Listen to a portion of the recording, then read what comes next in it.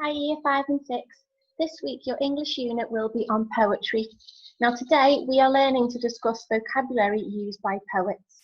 And if you look to the bottom, we're going to be thinking about describing the images in a poem, explaining the meaning of words in the phrases in a poem, and comment on the poet's use of figurative language. So the first activity I'd like you to do is have a little look at this image, and I'd like you to write down as many words that you can that come to your mind when you're looking at this. You can put them in sentences or have single words. So you could pause the video now and have a go at that. Okay, so obviously when you've looked at this beautiful scene, I imagine a lot of you will have many of the same words written down.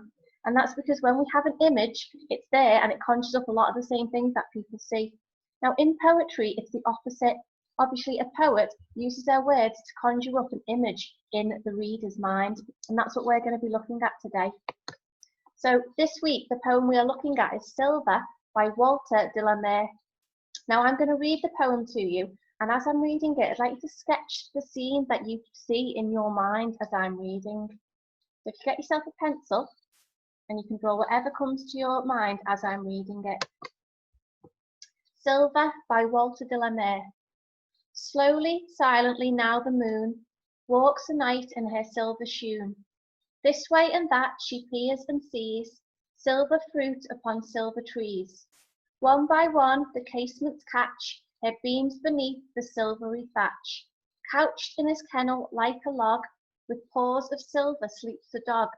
From their shadowy coats the white breast peep of doves in silver feathered sleep. A harvest mouse goes scampering by with silver claws and a silver eye. And moveless fish in the water gleam by silver reeds in a silver stream.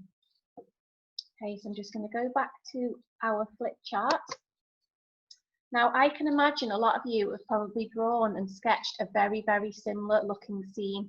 And that's obviously because of the language a poet uses. It was there accurately, they use it accurately so they can have the same image in your mind. So if you have a little look at your drawing, did you imagine a town or a countryside scene? Was it day? Was it night? Who or what was viewing the scene? Were there people there? Do you think it was the poet wanted you to imagine looking down on it? Or what feelings did you have when you heard the poem? Now, before we come back to these thoughts and about the use of language by the poet, we're just going to clarify any words. Now, as you know, whenever we read a new text, we always need to ensure that we understand the words used and what the author is trying to get across to us. So I would like you, if there's any words you didn't understand in that poem, if you could get a dictionary or go online or ask someone at home for help to clarify the meanings of them. Now, one of the words that I think you might come across is the word shoon. Now, this is actually a nonsense word. Now, often poets will use a made-up word to fit their poem.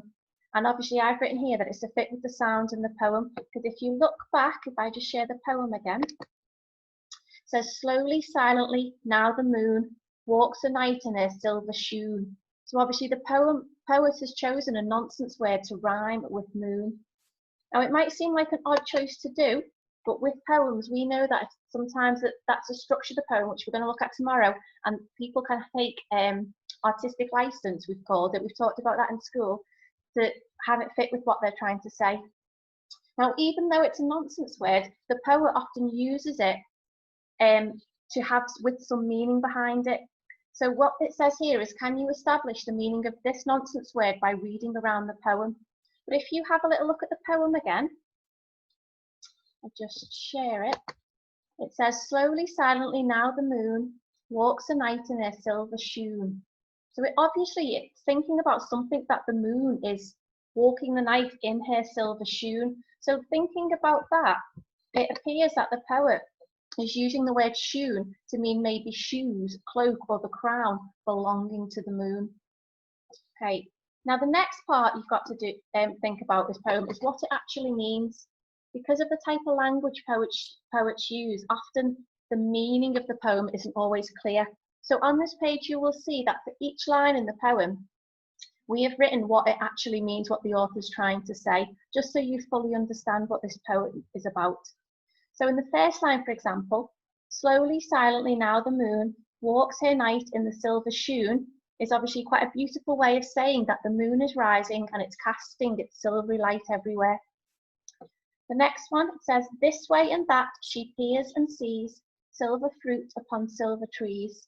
So the poet obviously is just talking about the fact that as the moonlight is across everything, it's making things appear silver. So when you move on to the activity in a moment, I'd like you to refer back to this page, just in case there's any bits of the poem that you're not sure exactly what they mean. It's all listed here for you. Now, today, if you go think about our waltz, I'll go back to it just to show you. We are discussing the vocabulary used by the poet. So how they described images in the poem, the meaning of words and phrases, which we've just talked briefly about, and the poet's use of figurative language. Now, we have discussed figurative language before in lessons, because if you remember before Christmas, we did World War I poetry. Now, figurative language uses the words and ideas to suggest meaning and create that mental image in your head, often comparing things to other things to help make that image very clear in your mind. So, for example, a type of figurative language we are very familiar with is a simile.